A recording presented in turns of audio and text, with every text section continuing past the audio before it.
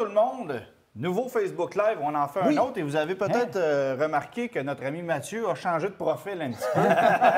C'est pas Mathieu. Mathieu a un nouveau boulot, a des nouveaux engagements, ne peut plus être avec nous, va peut-être revenir plus tard, mais pour l'instant, c'était pas il ne pouvait possible. pas être là ce soir. Il ne pouvait pas être là ce soir, exactement. Alors, on l'a remplacé par Jean-Marc Cyr. Bienvenue, Jean-Marc, avec nous. Merci. Puis, j'aimerais ça d'abord, peut-être que tu te présentes et tu nous dis ce que tu fais.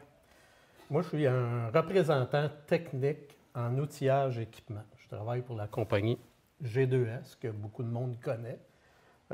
Donc, je tiens à c'est plus technique. Je m'occupe plus... Appelons-là M. Scanner. Monsieur Scanner. Monsieur air climatisé. Oui, c'est ça. Et tout ce qui est technique, tout ce que tout le monde ne veut pas s'occuper, c'est moi qui s'en occupe. Parce que pour ajouter, l'auto, ça devient beaucoup plus électronique que oui. mécanique. Et On voilà. va parler de ça. Le travail devient de plus en Parce plus qu'on grande. a un véhicule, disons, tout dévoué Idéal, à l'électronique. Là, on s'entend. Vous aurez compris qu'on va parler cette semaine de Mercedes. En fait, on va parler de voitures allemandes, mais la C300 qui est en arrière de nous, modèle 2015, c'est un prétexte pour vous présenter une dimension de l'automobile qui va peut-être vous étonner au niveau de la complexité de l'entretien de voitures qui sont relativement accessibles sur le marché d'occasion, mais qui peuvent coûter extrêmement cher à entretenir. Il peut y avoir des frais cachés. Hein? Ça peut être hallucinant. Alors, la différence entre une Mercedes de classe C ou une Honda Accord d'occasion, qui ne serait pas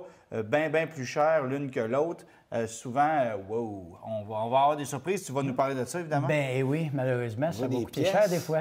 Puis toi, tu vas nous parler aussi des petits pépins qu'il y a eu sur l'auto. Oui, Mercedes. Benoît Charette, en Oui, passant. bonjour. Oui, on va justement parler de ça. Puis avec Jean-Marc, on va faire le tour de l'électronique parce que l'électronique, c'est une réalité maintenant. Même des modèles insoupçonnés, on se dit « Ah, j'achète un modèle simple ». Il y a toujours beaucoup plus d'électronique qu'on pense. Et qui dit électronique dit entretien, dit réparation et dit des fois aussi des coûts assez élevés. Mais on parlait tantôt, avant de faire l'émission, qu'on disait même l'assurance, les coûts augmentent lors des accidents à cause de l'élément. Moi, c'est la première fois. J'ai reçu un avis de mon assureur, parce que mon assurance est due pour mon véhicule au mois d'août. Il m'a envoyé une lettre, on est quoi, là, 5 mois d'avance, là? Oui.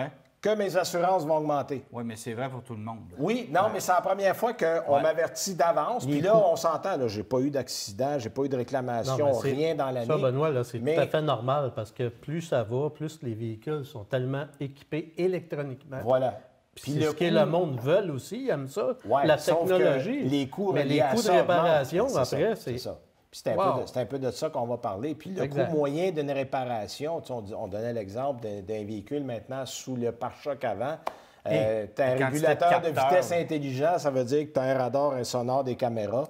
Tu cognes, même si c'est pas fort, ça te coûte 3 000 pour réparer la quincaillerie en avant. Là. Juste un phare. Juste un phare. Oui. Hein? C'est pas compliqué. Avant d'embarquer dans le sujet de la classe C, deux petits trucs dont je veux parler. D'abord, peut-être quand Benoît, tu vas pouvoir répondre à ça. Il y a Peugeot qui nous a annoncé cette semaine qu'il revenait en Amérique du Nord. Quand même pas une mince nouvelle. Non. Moi, j'ai comme un peu...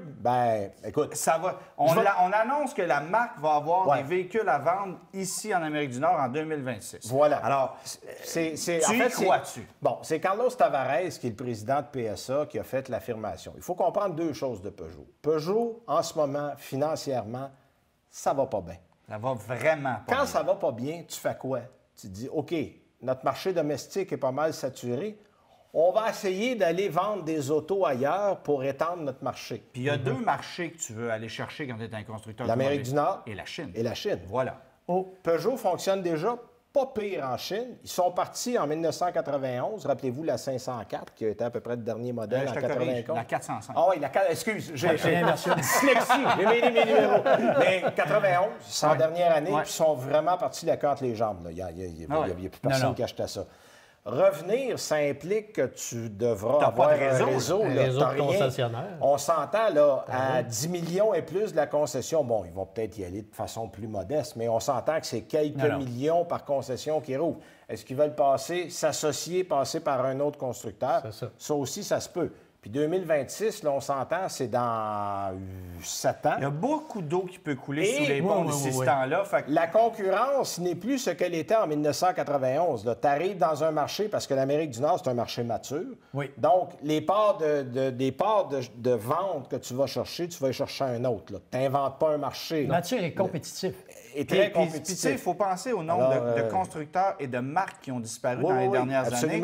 Suzuki est parti. Suzuki, c'est un très gros constructeur automobile. Suzuki, Daewoo est parti. Oui, Daewoo a été racheté par GM. Oui, mais GM a éliminé un paquet de ses divisions. Il n'y a plus d'Oldsmobile, il n'y a plus de Pontiac, il n'y a plus de Saturn. Veux-tu nommer la liste? Il n'y a plus de Saturn, plus de Saab, plus d'Isuzu, plus de Geo, plus d'Asuna, plus d'Oldsmobile.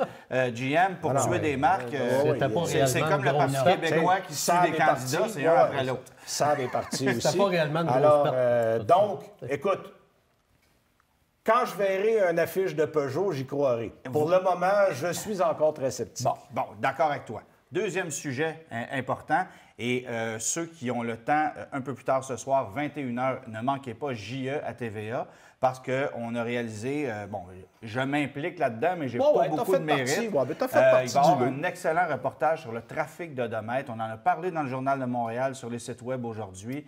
On a découvert des trucs assez intéressants.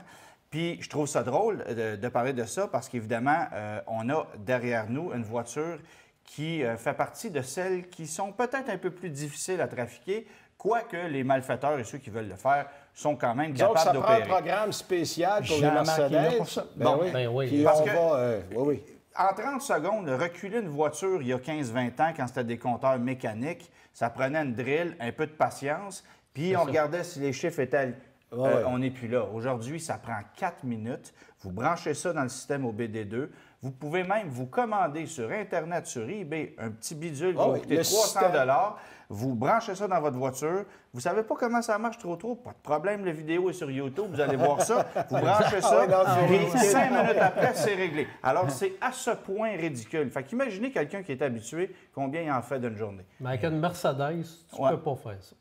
Ça prend un système qui a été trafiqué, parce que le millage passe par 8 ordinateurs dans l'auto. En passant dans une voiture comme ça, là, il y a au-dessus de 40 ordinateurs dans une auto comme ça. OK. Donc là, le millage passe par 8 ordinateurs. C'est pas des VIC-20. Non, c'est ça. Fait que là, aller canceller le millage ou l'abaisser le millage dans chacun de ces ordinateurs-là, ouf! Oui. Mais il y en a qui le font. Ça se fait. Ça se fait. Il y a des professionnels pirates qui ont trouvé le système. Oui, absolument. Il y a des pirates qui ont trouvé le système. Évidemment, ça coûte plus cher. Puis j'oserais dire que ceux qui ont trouvé le système et qui ont inventé le bidule pour modifier ça, le millage là-dessus, bien, vont vendre leurs produits à des gars qui ont des réseaux, qui ont des territoires. Tu sais, on est là. On est là. Mais il y a t'appelles ça du crime organisé. Hein? Oui, c'est ça. Mais il y a beaucoup de véhicules il y a beaucoup de véhicules Mercedes qui sont reculés. Pourquoi? Parce que c'est payant. Parce que la dépréciation d'un véhicule dans des gammes de prix élevées comme ça va être plus forte, évidemment, que sur une voiture comme une Honda Civic. C'est clair. Et puis, d'aller chercher une voiture à haut kilométrage, de la baisser de 50 000 km, tu viens de te mettre 8-10 000 dans les poches comme ça. Oui, assez vite. C'est pas compliqué. Là. Des Mercedes qui sont vendus en Ontario, qui se retrouvent ici, là, combien il y en a? Avec du millage reculé, là, un beau millage bien confortable. Moi, je te dirais 99,9 des voitures viennent de l'Ontario. C'est garanti. Oui, parce qu'il n'y a pas de raison d'aller chercher une Mercedes en Ontario que tu vas payer probablement plus cher qu'ici. Exact. Tu vas payer un transport, tu vas payer une inspection mécanique, des frais d'encan pour amener ça ici pour faire moins d'argent. Ben non, c'est parce que tu es venu d'acheter ça d'un vrai gros vendeur, à tout le moins d'un gros vendeur d'auto usagé, quand une certaine protection. Quand une voiture vient du Québec, tu as la moitié d'une chance que le millage affiché soit le bon. La réponse à laquelle la question à laquelle on va répondre aujourd'hui, messieurs, c'est acheter une Mercedes d'occasion, c'est une bonne idée. Bon. Avant de dire où on va l'acheter, est-ce qu'on va penser à acheter une Mercedes d'occasion ou on devrait peut-être être un peu plus raisonnable? Exact. On va la comparer. Puis, on peut parler d'abord de la Classe C. Tu l'as conduit, je l'ai conduite. Cette voiture-là, c'était une bagnole qui a un comportement intéressant. La première voiture de sa catégorie à avoir offert la technologie d'une suspension pneumatique réglable. Dans un modèle compact. Dans un modèle compact de luxe, oui. La classe C, je dirais, c'était autrefois l'enfant pauvre de Mercedes. Parce que dans ce temps-là, il n'y avait pas de CLA, il n'y avait pas de GLA, il n'y avait rien en dessous. La classe C, c'était le modèle d'entrée de gamme. C, CLA, GLA, non, oui. Tout ça, tu n'as pas là. Donc, c'était l'entrée dans la famille Mercedes et on faisait des prix. Rappelle-toi, à l'époque, on était tout juste à 30 000, c'est un modèle de base, parce qu'on voulait amener une clientèle un peu plus... Tu n'avais rien à ce prix-là, on s'entend. Tu étais à 40, tu mettais 3 affaires dedans, puis tu étais rendu là. Il y avait un radio-cassette, puis il était pas auto-reverse. Oui, un blow-punk. Et là, quand il y a eu d'autres modèles en dessous, là, on a ramené la classe C, là, on l'a tiré vers le haut. Puis je te dirais que c'est depuis ce temps-là que c'est des modèles plus intéressants à conduire. Puis aujourd'hui, c'est un peu ironique parce que si vous regardez la gamme classe C, d'abord, il n'y a pas de classe C à roue motrice arrière de base de disponible. Il y a une version régulière qui est la C300 4MATIC qui est derrière nous. Exact. Et après ça, on passe à la C43 AMG, la C63 AMG et la C63S AMG. Alors, il y a 3 modèles AMG puis un modèle régulier. Là, on parle en 2018-2019. Exact. Il y a eu d'autres versions un peu dans le passé. Il y a eu de l'entre-deux. Mais c'est vous dire à quel point AMG est populaire. Et évidemment, qui dit AMG dit coût d'entretien encore plus élevé parce que des pneus, des freins, des éléments de suspension, des trucs. On tombe mais dans là, on est performance. Juste avec la petite Mercedes ça, c'est le modèle d'entrée de gamme. C'est ça, avec une couleur super originale parce que c'est rare des Mercedes blanches, on n'en voit pas souvent. Mais une C300, c'est quand même une bagnole qui va bien, qui a des petites lacunes au niveau... comportement, disons, par rapport à une série 3. Moi, je dirais...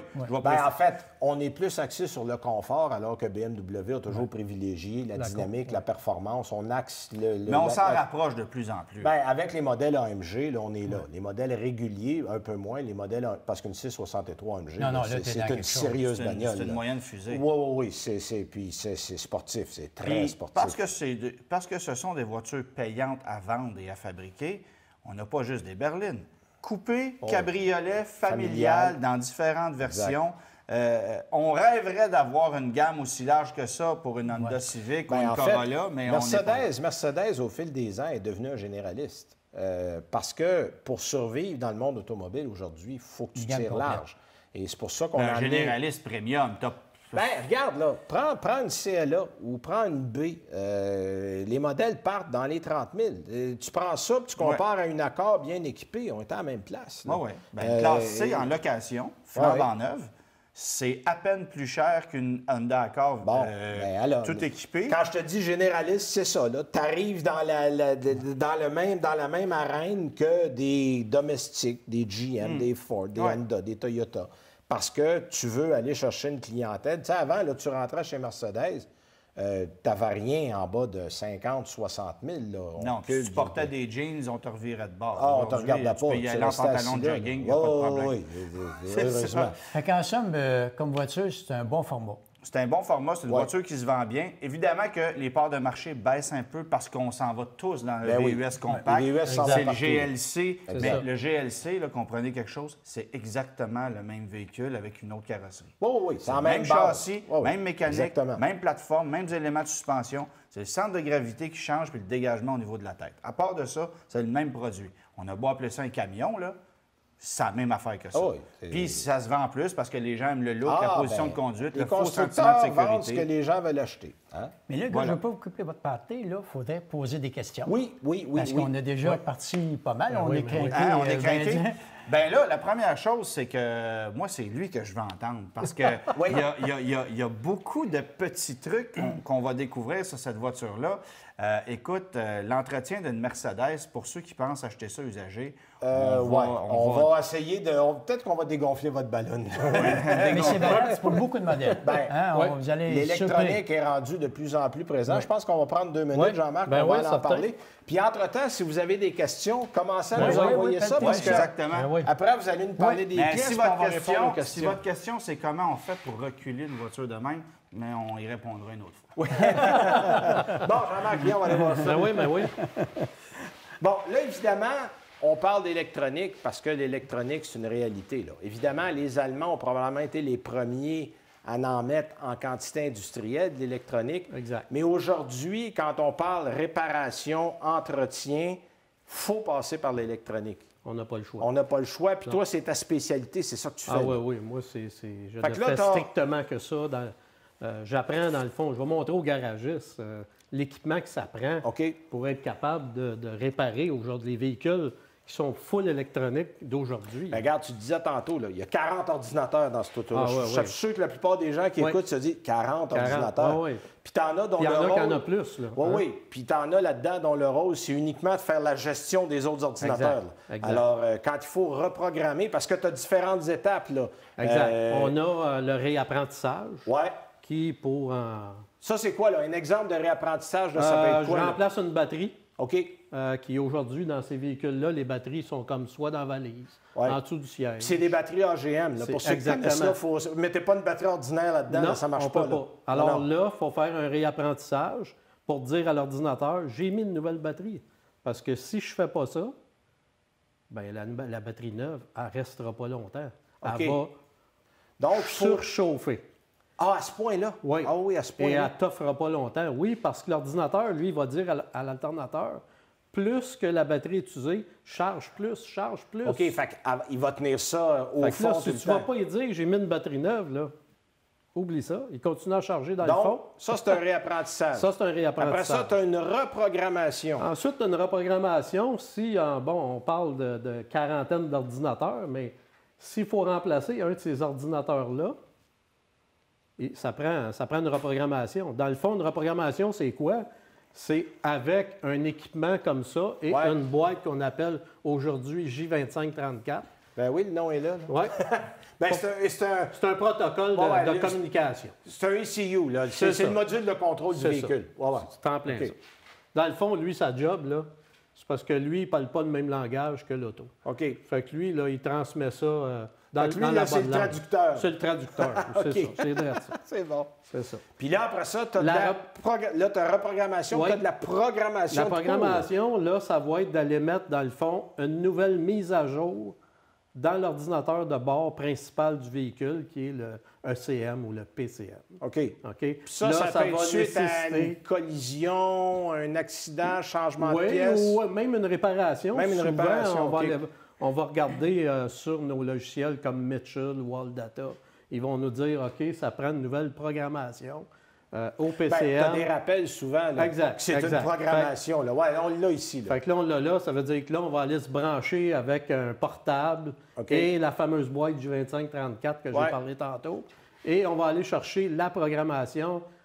Donc, tu as, mettons, un Jeep. Exact. Je m'en vais là.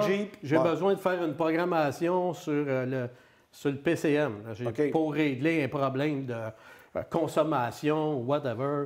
Mais là, c'est pas sans frais. Là. Ça coûte de l'argent. Ben oui. Fait que pour le technicien, le garagiste, qui va aller chercher la programmation pour la mettre dans le véhicule, il y a des frais. Exactement. Puis, il y a du temps. Bien, c'est sûr. Que c'est l'autre affaire. Ça, c'est l'autre affaire. C'est long à faire. On parlait d'électronique puis des coûts qui augmentent dans les ateliers, comme chez les concessionnaires. Bien, c'est parce que maintenant, les techniciens font plus de travail que les mécaniciens parce que tout ça, c'est de la programmation. Puis il faut que ça se fasse parce que si c'est pas fait, la lecture ne sera pas bonne au niveau de tout l'environnement du véhicule. Puis vous risquez d'avoir plus que moins de problèmes avec. C'est ça. Puis là, évidemment, on parlait des voitures d'occasion. Bien là, quand on arrive dans des achats de véhicules qui ont quelques années, c'est à peu près certain qu'il va y avoir de la reprogrammation, de la programmation, de l'ajustement à faire. C'est pas sûr, c'est certain. C'est certain. Il n'y a pas longtemps, je suis allé dépanner un de mes garagistes qui a changé une crémaillère sur un BMW X3 2011. OK. Hein, c'est correct. Ça prend une reprogrammation. OK. C'est pas un réapprentissage. Ça peut être... Ça prend combien de temps, là? Une reprogrammation, ça peut prendre combien de temps? Bien, ça a pris 45 minutes juste pour le transférer de l'ordinateur au véhicule. Mais on ne compte pas le temps qu'on est allé avant chez le manufacturier chercher la programmation. Ça, là, tu peux parler d'1 heure et demie facile. Au-delà de la crémaillère, qui est à la réparation à faire, il a fallu passer probablement 1 heure et demie, 2 heures de temps pour tout reprogrammer le véhicule à 150, 60, 200 piastres de l'heure. Et voilà. OK. Fait que ta facture vient de doubler ou tripler quand tu sors de là. Et voilà. Fait que c'est pour ça qu'aujourd'hui, ben, les gens dans nos ateliers n'ont pas le choix de s'équiper de machines dans ce style-là pour être capable de reprogrammer, de gérer l'électronique. Donc, ça veut dire que par-dessus à peu près toutes les réparations que tu vas avoir aujourd'hui, il faut consacrer un temps minimum pour que l'électronique soit refait en fonction de la réparation qui vient d'être faite. Oui, parce qu'on le sait, hein, Benoît, l'électronique, ça va super bien quand tout est bien. Quand ça marche, c'est merveilleux. Mais quand ça ne marche pas, c'est l'enfer. Ça veut dire towing. Oui, monsieur. Bon, merci, Jean-Marc. Je pense que c'était clair. Ouais. Les gars nous attendent, on va aller voir, parce qu'il y a des pièces aussi à remplacer, monsieur, là-dessus. Et des pièces sur une Mercedes, André, tischling, là, ça peut coûter cher. Ce qui est drôle de Mercedes, c'est les Européennes, c'est des voitures d'avant-garde. Donc, ce qui est nouveau modèle là-dessus, on retrouve ça sur nos véhicules d'autres marques plus tard. Fait qu'ils sont toujours d'avant-garde. Si tu es d'avant-garde, ça te coûte plus cher. Oui, OK. Fait que c'est pas compliqué. Mais il y a des trucs, on s'entend. Est-ce que c'est justifié? C'est le volume qui n'est pas aussi fort que les autres véhicules. Donc, le coût des pièces, souvent, c'est extrêmement dispendieux pour la même pièce comparativement à un Honda ou un autre modèle. Bon, sors-nous des exemples. Bon. Exemple, une Mercedes, la transmission 7 vitesses, c'est une Mercedes, les pannes à l'huile pour la transmission, ça rouille. Les carters d'huile, ça? Oui. OK. Oui, ça, on a un en main, là. OK. Ça, on a ça en inventaire, ça rouille. Mais je ne te dirai pas le prix. Je ne dénumère pas les prix à soir, mais c'est toujours multiplié par 4 comparativement à un Honda ou à un autre modèle. OK, là, mais une idée de grandeur. Là. Ça, c'est 200 pièces. Fait que sur un Honda Civic, ça coûte 50. Oui, parce que c'est le volume. Puis souvent, sur le modèle, certains modèles, elle ne brisera pas. Ce que je veux dire, c'est pas des voitures qui sont à l'abri de réparation. Bien, c'est sûr que non. On s'entend là-dessus. Ça, faut pas. En fait, je pense que les gens l'ont compris aujourd'hui. Oui. Mais c'est pas parce que tu achètes une voiture plus chère ou plus luxueuse que c'est une voiture de meilleure qualité. Ça veut... Absolument pas. Les essuie-glaces, Bosch est un grand concepteur à travers la planète, surtout dans les voitures européennes. D'ailleurs, je pense qu'on a eu un petit scandale il y a quelques années avec Bosch qui a été responsable du programme de fossé pour les moteurs TDI et tous les moteurs diesel des véhicules européens. On le doit à Bosch, ce système-là. C'est ça. Comme c'est une Mercedes, comme ça, souvent, les compagnies ne font pas les essuie-glaces spécifiques pour ce véhicule-là. OK. Fait qu'il faut avoir des Bosch spécifiques qui se vendent en ensemble. Il y a quelques compagnies qui les ont, mais c'est moins populaire d'avoir le vrai essuie-glace adapté au véhicule. Puis évidemment, il coûte 2-3 fois le prix. C'est ça. Ensuite, on s'en va dans le filtre à cabine. Les voitures haut de gamme sont imprégnées de charbon. Puis tu peux avoir, quand tu viens à le changer, ton filtre à cabine, vu que c'est une voiture haut de gamme, un filtre à charbon, ça va récupérer, mettons, les particules de monoxyde de carbone. Mais ce qui fait, c'est les valeurs, les gens vont à l'atelier, tu peux avoir un filtre à cabine simple, banal, qui retient avec les poussières. Tu peux avoir l'autre qui rajoute antimicrobien, et tu as celui-là qui est imprégné de charcoal. Ça, c'est la compagnie MAN, qui est souvent d'origine de ces véhicules-là. OK. Ce qui est de valeur, c'est que les gens vont à l'atelier, puis l'atelier ne met pas souvent celui qui est de qualité d'origine. Tu perds toute la qualité de la filtration de ton air du véhicule.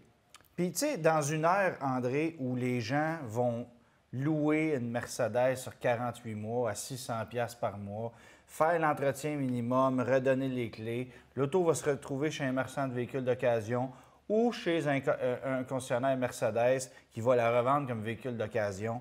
Bien, souvent, c'est des gens qui vont acheter des voitures comme ça, à moindre coût, puis qui vont l'entretenir comme ils ont entretenu leurs anciennes voitures. Mais c'est pas le même. Mais ça peut coûter très cher. Oui, absolument. Puis de toute façon, si tu ne changes pas ton filtre à cabine, tu vas t'en sentir à l'intérieur. L'humidité va augmenter et tout. Ensuite, on va aller dans les freins. Oui. Souvent, les chars européens, ça freine. Ça freine. Puis on remarque que les roues sont noires. Oui. Ici, c'est pas bien vu des roues noires, mais en Europe, c'est bien vu. Ça veut dire que ton auto freine. Donc, souvent, à l'américaine, on met des freins céramiques. OK? Ouais. La poussière n'est pas pareille, puis elle se disperse plus facilement, puis elle ne laisse pas de traces noires. Quand tu achètes une Mercedes, tu veux maintenir la qualité de frein. On partit tout simplement comme le remplacement d'origine américain, qui est vendu par des grosses compagnies, un frein céramique, qui est très bien, mais par contre, tu n'auras jamais la qualité du freinage original, il faut être honnête. Après ça, tu as l'autre partie que tu peux avoir le frein métallique. Là, tu te rapproches plus de ça. Ça, c'est le frein métallique. Puis après ça, tu peux aller à un frein de marque européenne, comme Ferrodo. Ouais. C'est authentiquement européen. C'est carbone métallique. Mais là, on est dans la cote d'origine. Oui, puis tu vas avoir des roues noires, mais ça va freiner. Ce qui arrive quand tu mets un frein céramique, ils appellent ça l'effet plasma. La température monte tellement, c'est un peu comme mettre de l'eau sur un rond de paille, ça fait des bulles d'eau, ça ne s'évapore pas. Bien, tu as le résultat que ça donne ça, c'est des freins, et ça freine moins. Ouais. On s'en va dessus. Mais là, encore une fois, le prix de ça et le prix de ça, on parle du simple au On peut parler du trip. Du trip, à ce Du point-là. trip. Ah oui, du trip. OK. Mais je prends juste la qualité de ça. C'est sûr que c'est pas pareil. Le freinage des Européens, il faut leur donner ça. Pour la plupart des modèles, il y a des cas d'exception, Oui. mais généralement, tu as raison là-dessus. D'ailleurs, il y a des gens qui ont des pick-up, les F-150, souvent, ils se plaignent que le freinage n'est pas adéquat original. On améliore le freinage en mettant des freins métalliques. OK. La capacité de freinage augmente. Du carbone métallique comme tu as ici. On là, peut en avoir aussi. OK. Dans les filtres à l'huile, bien, c'est sûr qu'on a les compagnies d'origine, souvent des MAN. Ouais. On a le conventionnel. Il n'y a aucun problème avec ça. C'est facile de les avoir. Mais il faut que tu tiennes dans des produits de qualité parce que c'est un moteur à haute puissance avec beaucoup de technologie dedans. C'est important de maintenir ça. Je me souviens d'ailleurs, parenthèse, Oui. que tu m'avais parlé, on avait regardé un moteur de ML, 550. un moteur V8 Mercedes. Oui. Et le filtre d'origine chez Mercedes est exactement le même qu'un Fram que toi, tu vendais à Oui. ton commerce. C'est exactement le Mais même de la même produit. place. C'est juste qu'il y en a un qui a un stamp Mercedes dessus. Oui. Et le filtre chez Mercedes coûtait presque 4 fois le prix de celui que tu vendais. Absolument. Pour avoir la même chose. Là. Oui. Après ça, si on s'en va on s'éloigne, l'antigel et l'huile, Ouais. c'est très important de respecter la norme européenne. Mais ça, oui, mais c'est vrai pour tous les véhicules. Oui, mais eux autres, ils ont vraiment des normes spécifiques en Europe. C'est pas comme les nôtres. Une autre partie, voiture sophistiquée, ils s'en viennent tous de même, mais ils ont été les précurseurs. Tu as 2 pompes à l'eau. Tu as une petite pompe à l'eau électrique, parce que tout simplement, quand tu démarres ton auto en hiver, ça permet de maintenir ta température plus vite à l'intérieur au niveau que tu voudrais avoir. Oh, il faudrait dire ça aux gens d'Honda, de Hyundai présentement, qui ont Peut-être, des petits problèmes avec leur moteur. Puis les fameux thermostats, ça vient des ensembles complets. Ouais. Mais sauf qu'on retrouve ça plus tard. Mais eux autres, c'est de la haute technologie, ils ont beaucoup de puissance, sont en avant des autres, mais ça coûte plus cher. Puis, plus de pièces, plus de risque de bris. Oui. OK. Puis, moins populaire. Comparativement à Honda, quand il va arriver à ça, tu trouves ça de même, c'est facile. Oui. Bon, oui, mais je veux dire, on est quand même dans une voiture qui se vend un peu. Là. Oui. C'est pas une auto super rare, une classe C. Là. Non, mais dans les pièces, c'est pas comme un autre modèle. OK. Après ça, justement, il nous parlait de capteurs. Oui. Ça, là, cette année, c'est des gros vendeurs. C'est sur les... J'ai peur du prix de ça. Là. Bien, ça, c'est standard un peu. C'est 50, OK. 60 peut-être jusqu'à 100 Mais avec un hiver comme on a, les bancs de neige, c'est des bancs de glace. Ouais. On voit beaucoup de coins de pare-chocs défoncés. Ça, là, c'est merveilleux cette année. Ah ouais? Oui, ça, c'est un Tu bon... commandes ça à la palette. Bien, c'est bon, avec OK. l'hiver qu'on a. Ensuite, c'est des phares au xénon. Oui. La fameuse lumière avec... tu as l'igniteur, tu as le ballast. Et aussi le remplacement. Quand tu remplaces ça, les gens, souvent, font pas attention, ils brisent le petit item ici, la petite barre. Ouais. Fait que ça vient de coûter un autre 100 Fait que faut faire attention quand on installe ça. Faut être professionnel. Puis si jamais on a un petit accident, puis c'est le globe optique complet qu'il faut changer. Bien, là, c'est on une est histoire. dans les 4 chiffres bien comme il faut. Là. 2 batteries? Là, oui. Dans l'après-marché, il faut avertir nos ateliers que ces autos-là viennent avec des batteries AGM. Oui. Puis en plus, il y en a 2. Souvent, les gens la remplacent, ils oublient de mentionner qu'il faut mettre une batterie AGM. Tu mets une batterie moins dispendieuse, mais sa vie ne sera pas longue. Non, puis de toute façon, les gens vont dire « Ah, donne-moi moins cher que toi. Mais tu peux pas. » Tu peux pas. Tu peux pas, OK. vraiment pas. Parce que là, une batterie AGM comme celle-là, on parle de quoi, 400$ à peu près? Bien, celle-là, c'est peut-être dans les 300, 350. OK. Puis tu as l'autre batterie à l'intérieur d'automobile parce qu'ils ont 2 batteries. Une pour tout ce qui est électrique dans le véhicule. Ils OK. ont pensé à ça pour peut-être faire qu'elle tombe moins vite. Mais on s'entend que c'est une bonne idée. Parce Oui. qu'aujourd'hui, avec la quantité de gadgets qu'il y a dans les autos, puis pas besoin d'aller dans le luxe, là. Non. Tu peux penser à une Subaru Forester, n'importe quoi, les gros écrans, les Ça gadgets. consomme. Je veux dire, oui, ça prend du jus. Là. Ce qui est de valeur, c'est que la deuxième batterie, elle est souvent oubliée. Parce que si on recule, mettons, 2015-2016, c'était pas populaire, cette façon Non, de faire-là. non. Fait que les gens, souvent, oublient de la changer. Fait que, donc, dire... Oui, mais à un moment donné, il doit y avoir un code qui affiche, puis ça t'indique. Ouais, ta batterie est Jean-Marc, finie. il nous dirait souvent, les gens oublient qu'il y a une deuxième batterie. Puis nous autres, il faut le mentionner. Je dirais qu'écoute, je peux pas dire le nom de personne, mais c'est énorme, les gens qui ne le savent pas. OK. Puis aussi, bien, toutes les pièces d'émission, comme, mettons, les fameux COI. On a beaucoup de produits. Les pièces de direction, on les a, mais le prix, c'est énormément plus cher parce qu'il y a moins de volume. C'est toujours une question de volume. Tu dirais, là, André, grosso modo, là, acheter une Mercedes Classe C comme ça versus acheter, je ne sais pas, moi, prenons une Toyota Camry. Là. Oui. L'entretien, là, en termes de pièces, on parle pas de... On peut même pas comparer. On parle même pas de temps au garage, de trucs comme ça. Quand tu dis on peut même pas comparer, on parle de... C'est que j'aurais peur. Parce que le Camry, c'est simple, c'est fiable. On veut s'acheter une griffe. OK, je vais aller ailleurs. Parce que là, je t'ai donné le pire exemple. Parce qu'une Camry, on sait que c'est une voiture qui est assez fiable. Prenons une Chrysler 200 2015 versus une Mercedes Classe C 2015. La Chrysler 200, c'est une voiture de monsieur tout le monde. Qualité correcte, mais des petits défauts. Oui. À ce moment-là, peut-être j'irais vers la C. Oui, mais elle va te coûter plus cher en entretien. C'est sûr qu'elle va coûter plus cher. Moi, je ne te parle pas de la voiture que tu préfères, je te parle des coûts d'entretien. Mercedes va toujours être en avant, comme un BM ou comme un Audi. Spécialement quand ils viennent de changer de génération, comme celle-là, c'est la première de la nouvelle génération. Si c'était l'année d'avant, par le volume des prix, des pièces, le prix va descendre. Mais plus tu arrives de la nouvelle génération, plus c'est dispendieux de les réparer. Quand je dis aux gens, si tu n'as pas les moyens d'acheter une Mercedes neuve à 65 000, tu as encore moins les moyens de l'acheter usagée à 35 000. On est-tu pas mal là? C'est proche de ça. Malheureusement, c'est intéressant de faire vendre une Mercedes. On a jeté d'un restaurant, une BM 760. Tu sais, le gars l'a payé à peu près 30 000 $. Elle est belle, une neuve, mais c'est peut-être un cadeau empoisonné. C'est sûr. Écoute, ta 760 a coûté 150 000 $ flambant neuve, puis 4-5 ans après, elle vaut le même prix qu'une série 3. Il y a peut-être une raison, c'est parce qu'il n'y a personne qui veut toucher à ça. Parce que la transmission brise, c'est le prix d'une auto neuve, d'une Honda Civic de l'année. Fait qu'à un moment donné...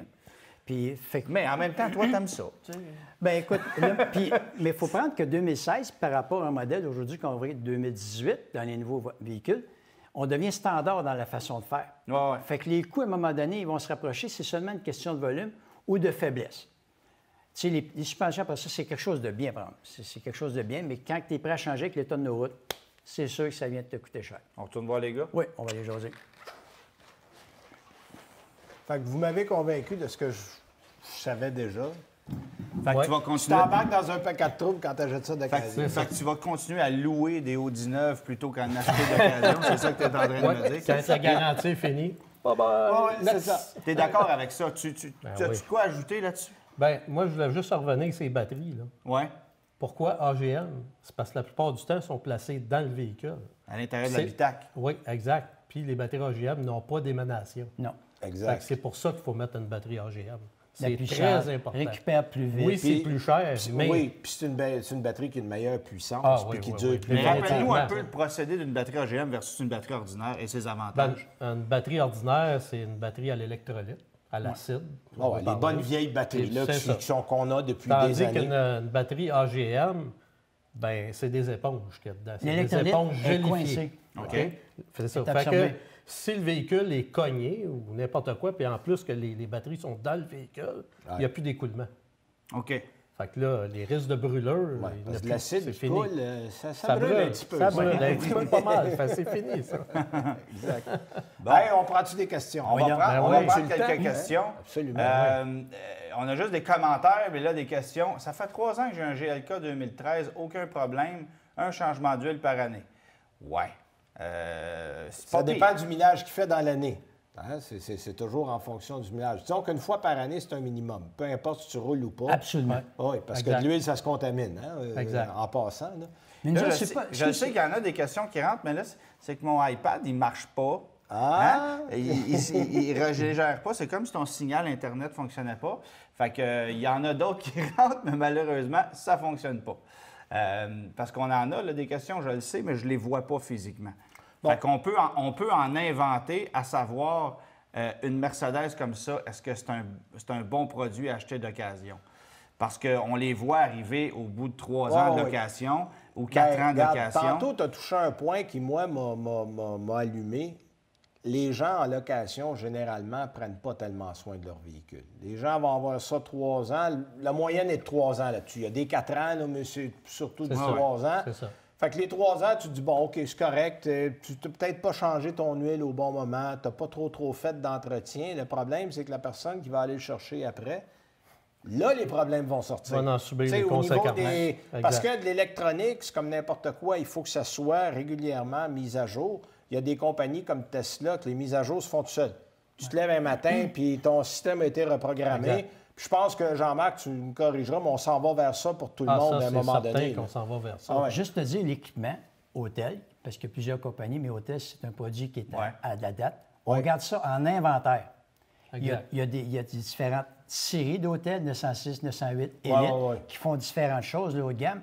On garde ça en inventaire parce que pour mettre nos ateliers à jour, là, on vend ça régulièrement. Il faut dire, on garde ça en inventaire. C'est un item que, il y a 5 ans, on n'aurait jamais pensé garder ça en inventaire. Non. On garde ça, fait que c'est pour dire que nos ateliers, là, ils s'en viennent vite au diapason. Là. Ça suit, puis ils n'ont pas le TGV. choix. C'est ça. C'est Sans que là, ça, ils vont fermer leurs portes. Là.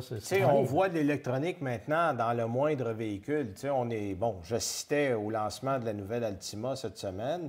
Puis là, Nissan est rendu avec le système qu'il appelle le ProPilot. Bon, le ProPilot, c'est régulateur de vitesse intelligent, surveillance des angles morts, pré-collision avant. Il y a toutes sortes de bidules qu'on ajoute. Puis, Antoine, on l'a fait tous les deux, les compagnies nous montrent l'espèce de périmètre de sécurité du véhicule. Oui. Là, tu as pré-collision 200 mètres en avant, pré-collision arrière, tu es à 150 mètres. Détection d'angle mort, tu as l'équivalent de 2 voies chaque bord. Puis c'est pour ça que moi, j'appelle ça un système moyennement intelligent, parce que c'est tellement intrusif. Tu roules, tu croises une voiture qui s'en vient sans service ou qui sort d'un virage, il te freine. Regarde, donne-moi-en pas. Tant qu'à ça, ou le régulateur de vitesse qui te donne 10 camions de livraison de distance entre le véhicule qui te précède parce que c'est sécuritaire de le faire comme ça. À un moment donné, la réalité de la conduite. Antoine, à cette heure, tous les chars s'en viennent comme ça. Oui, là, t'imagines-tu, un char qui est frappé aujourd'hui, une collision, simple miroir. C'est là que je voulais en venir. C'est ça. Juste remplacer un pare-brise. Ça prend des reprogrammations à n'en plus finir. Ça prend des équipements. Et le changement des pièces. Là, tu regardes à l'avant un régulateur de vitesse intelligent. Tu as une caméra, un sonore, des senseurs qui sont situés à l'avant du véhicule, souvent dans le coin soit du radiateur ou sous le pare-choc. Puis là, tu frappes en avant, tu n'as pas besoin de frapper fort. Là. On ne parle pas de ramener le moteur dans la valise. Pas du tout. Tu frappes, là, tu cognes un peu. Là. Du 20 km/h, c'est 3 500 $ pour remplacer Mais tout ça. au-delà de ça, puis là, il y a quelqu'un qui nous dit un commentaire très bien, j'adore ça. Max, il dit « Moi, j'ai une Mercedes C250, ils ont changé le moteur, l'alternateur, 4 balles joints, les cardans, transmission, compresseur d'air climatisé, 2 bras de suspension, merci monsieur, le module anti-patinage, etc. Puis, je veux dire, des histoires d'horreur, tu vas être d'accord avec moi. En tout cas, depuis 2 ans, les pires, moi, je les entends chez Mercedes. Pire que chez BM, pire que chez Audi. Et c'est probablement le fruit du hasard, parce que je ne suis pas persuadé qu'une Mercedes, c'est vraiment meilleur que l'autre. Mais des histoires d'horreur, de changer des transmissions, et ça coûte une fortune là-dessus. Puis il y a un apprentissage à faire. De l'entretien d'électronique, on n'est pas habitué de faire ça encore. Les gens vont changer une pièce. On l'a dit tantôt, oui, on a changé ta crémaillère, mais by the way, c'est 2h30 pour reprogrammer, parce que là, moi, il faut que je dise à tout ce qui roule d'électronique dans l'auto que tu as une nouvelle calibration et ta crémaillère est neuve. Là. Mais les gens ne pensent pas à ça. Non. Les concessionnaires le font, oui. Les ateliers le font de plus en plus. Oui. Et il y a de la formation en continu qui doit être faite à tous les niveaux. On a un formateur, nous autres, en plein temps au commerce et au magasin pour nos ateliers. Parce que souvent, les constructeurs, eux, vont de l'avant avec la nouvelle technologie, mais ça ne suit pas toujours en arrière. Puis le problème, là, ça, c'est un problème criant au niveau des ateliers et même des concessionnaires. Il y a du travail à faire là-dessus. Comme on parlait tout à l'heure du Mercedes, tu ne peux même plus vérifier ton huile à transmission. Non. Quand je parlais aux gens de transmission aujourd'hui pour ce soir, ils ont des fuites d'huile. Personne ne sait, personne ne vérifie parce qu'ils ont des fuites d'huile. Puis le problème, c'est que souvent, l'électronique compense. Donc, toi, tu ne le vois pas dans ta conduite parce qu'il dit « Ah, OK, il va aller mettre plus de pression, il va ajouter jusqu'à temps que ou tu n'as plus d'huile ou le moteur reste dans l'eau. Ou tu n'as plus de transmission. Vous en comptez une autre bonne. La lumière Engine Soon allume pour dire que tu as un code. La transmission à haute vitesse est en rapport 1 pour 1. Ça donne des petits coups dans la transmission, ça brise le torque. Donc, si tu ne fais pas une mise au point qui est vraiment parfaite, tu vas briser ta transmission. Fait que tous ces éléments-là, à cause de l'électronique, les ratios et tout, tu te dois de maintenir ton véhicule en état parfait. Ah oui. On a une question là, de Eric qui veut acheter un véhicule pour du long terme, donc la fiabilité est importante. Hésite entre un RAV4 à traction intégrale ou un CX5 à traction intégrale. Puis moi, je suis bien impressionné par le nouveau RAV4 hybride, qui a une technologie nouvelle, moteur électrique sur l'essieu arrière, Exact. moteur à essence à l'avant, pas d'arbre de transmission dans le milieu. C'est un 4 roues motrices sans transmission. Mais j'ai le feeling qu'à long terme, ça va être une technologie qui va être très fiable. Peut-être un peu plus que le moteur Skyactiv à un taux de compression très élevé. Pour du 10-12 ans, ça va demander un entretien minutieux, un moteur comme ça. Es-tu d'accord? Ah, je suis bien d'accord. Oui. Les premières années, des fois, il faut faire attention. Bien, c'est ça. L'avantage, mais je suis d'accord que oui, ça va devenir l'avantage du une très bonne RAV4, c'est technologie. ça. L'avantage du RAV4, c'est que c'est une technologie connue. Le 2.5 Exact. est déjà dans le Exact. Camry. C'est un moteur qui ne pose pas problème. Très Puis la consommateur. technologie hybride est Pas déjà de éprouvée. turbo. Merci Non. beaucoup. Oui, oui.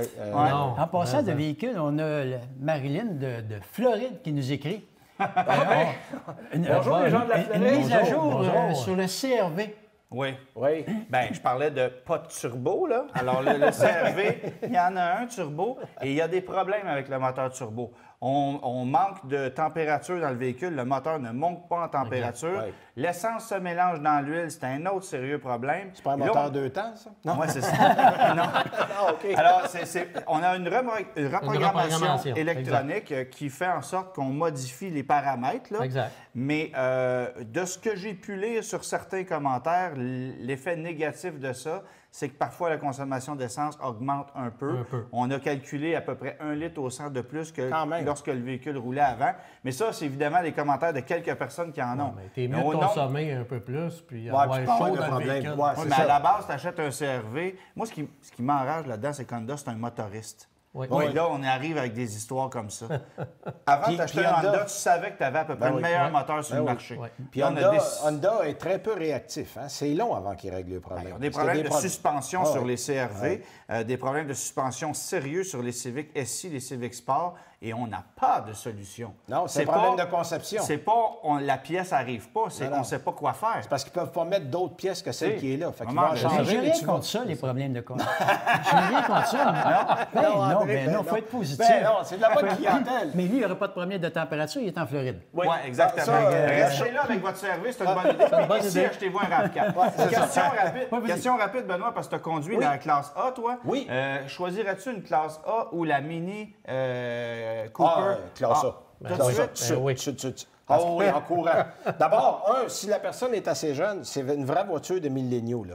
La voiture, tu y parles, et Mercedes, comme tu parles à e-Google, là, c'est le même principe. Ah ouais. Et la voiture est le fun. C'est un beau format, c'est intéressant. Puis je suis sûr que ça va être plus fiable qu'une Mini. Mais la Mini Clubman, la fiabilité, c'est beaucoup amélioré. Ça, C'est c'est rendu amélioré. un BMX1. Là. Oui, oui. C'est rendu un Oui, BMX1. c'est la même base. C'est le la même même châssis, base. c'est le même moteur. Moi, j'ai Oui. pas détesté la conduite, puis la fiabilité est meilleure. Mais la nouvelle classe A, c'est petit, par exemple. Mais c'est Oui, vrai que ça... mais je l'ai bien aimé. un peu, Je l'ai bien aimé. Je suis un peu Oui, d'accord. oui. Rapidement, on va donner oui. notre pointage. Oui, sur- c'est vrai, sur hey, la- on achève déjà. Là. Moi, le pointage que je donne à la Mercedes de classe C pour achat d'occasion, la lumière est jaune puis elle est quasiment rouge. Honnêtement, là, elle est quasiment rouge. Moi, je dirais jaune, rouge dépendant du millage. Ouais. Oui, mais ça vient de l'Ontario, tu le sais pas. Mais c'est sûr que c'est un jaune, puis je n'achèterais une, mais je voudrais que je sache d'où elle vient. Bien, toi, tu n'as acheté une neuve, une Mercedes, puis tu n'as pas été content. Fait que d'occasion... C'est le service concessionnaire qui était exécrable. Hey, parle-moi donc tranquillement, en 30 secondes, du service au concessionnaire que tu as eu cette Ben oui, je semaine. m'en vais chez Brossard, Chevrolet, Cadillac, Buick et tout, Il le nomme en pour plus. aller voir, acheter, peut-être voir un Cadillac Escalade. Je donne un rendez-vous, on me donne un rendez-vous, j'arrive là, on m'amène près du bureau, personne ne me répond. Fait qu'ils ne veulent pas vendre de Cadillac Qu'est-ce que t'es Escalade. resté là à attendre quelqu'un puis il n'est 15 jamais minutes venu? avec un rendez-vous, puis... Pour un personne- auto de 100 et quelques mille dollars, Ouais, comme ça. c'est là. ça. Fait qu'aller au c'est- concessionnaire c'est- Lincoln, ça se peut qu'il achète un navigateur. Ça fait que s'il rentre chez Lincoln cette semaine, accueillez-le, répondez. accueillez-le. Ça se peut. Toi, tu dirais quoi, sa classe C? Ah, moi, c'est rouge. Rouge, Ah, à ce rouge, point-là. Moi, ouais, c'est ah, rouge, oui. point. Dis Ça, c'est le gars qui s'occupe de Jean- l'électronique qui dit ça. là. J'en vois trop. Il y en a beaucoup. Moi, je suis jaune, très foncé, puis même affaire. faut que je connaisse la provenance du véhicule, savoir comment il est entretenu, parce que trop souvent, les retours de location sont négligés, tu achètes ça et toi, tu ramasses tes problèmes. Moi, là, achetez-le, louez-le, en fait. Louez-le, 3 ans, vous redonnez les clés, vous partez en courant. À peu près ça. Hein? C'est Ou tout. si tu la jettes, fais un bel entretien. Oui, mais Exact. OK. Prochain rendez-vous, le 18 mars, 19h. Là, on va parler d'un Dodge Ram. Ah, j'ai hâte. Non, pas d'un Dodge Non, Ram, non, d'un parce que- Ram 1500. Oui, on Ram va parler 1500. d'un Ram 1500. Ça va être un peu différent comme sujet. Là. Beau véhicule. Hein, tu vas être intéressé à ça. Mais c'est un chouchou. Ouais. C'est un chouchou, c'est Ah, ça. ouais. Puis on va parler des suspensions pneumatiques super Oui, fiables. oui. Tout ce On que, va avoir bref, plein de il y a belles beaucoup choses. de viande autour du Ram. En attendant, manquez pas JE ce soir. Merci à Automobile en direct aussi pour le prêt de la voiture qui est ici. effectivement. Oui, merci. Oui. On va vous la ramener quand ça nous tente, parce qu'on va aller se promener un peu avec. C'est ça d'été, oui. Et puis, évidemment, vous pouvez réécouter l'épisode sur ma page YouTube, Antoine Auto-Joubert, pardon, ou sur le site de Pièces d'Auto Super. Ça va être disponible tout de suite après ça. Merci d'avoir été là, tout le Merci. monde. Merci Merci, Jean-Marc, merci, ton Jean-Marc. expertise. Merci Jean-Marc à vous et autres. Benoît, À à la la prochaine. prochaine. Ah ouais. C'est ça. À la prochaine.